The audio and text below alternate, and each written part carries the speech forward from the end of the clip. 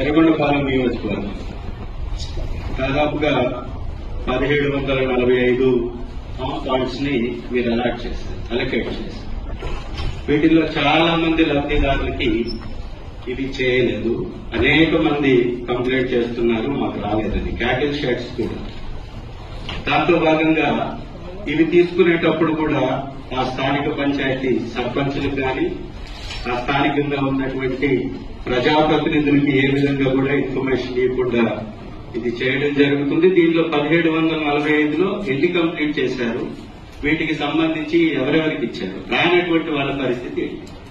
నిజంగా అర్హత ఉండి కూడా వారికి ఆ షెడ్ రాకపోయినా, ఈ ఫామ్ ప్లాట్స్ రాకపోయినా ఎవరిని సంప్రదించారు?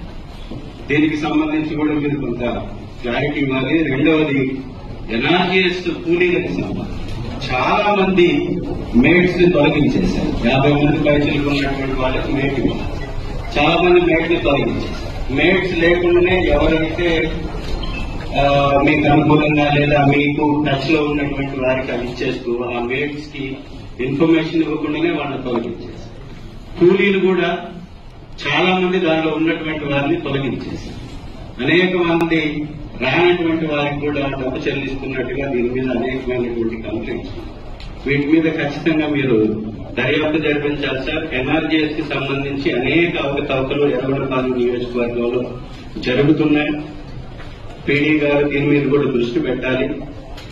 కూలీలకి పని కల్పించకుండా ఈ డబ్బు డ్రా చేస్తుంటే ఆ డబ్బు ఎవరికి పోతుంది?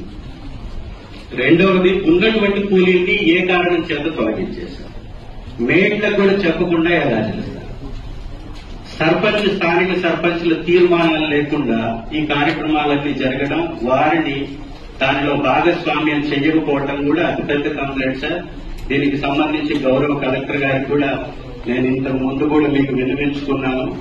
స్థానిక సర్పంచులకు ఎలాంటి తీర్మానాలు, ఎలాంటి ఇన్ఫర్మేషన్ లేకుండా ఇక్కడ పనులు జరుగుతున్నాయి. పీడీ గారు కానీ, అధికారులు కానీ, వారిని కానీ, గౌరవ అక్కడ ఉన్నటువంటి శాసనసభ్యుడిగా నన్ను కానీ సంప్రదించకపోవడం కోసం మేరకు మరి ఇవన్నీ 1745 ఈ బాండ్స్ ని కట్టారు అంటే ఒక్కదానికి సంబంధించి కూడా అర్హత కలిగినటువంటి వారికి, మాకు సంబంధించిన వాళ్ళకి రాకపోవడం అనేది అత్యంత దుర్మార్గం. దీని మీద తమరు ఖచ్చితంగా దృష్టి పెట్టవలసిందిగా నా మనవి.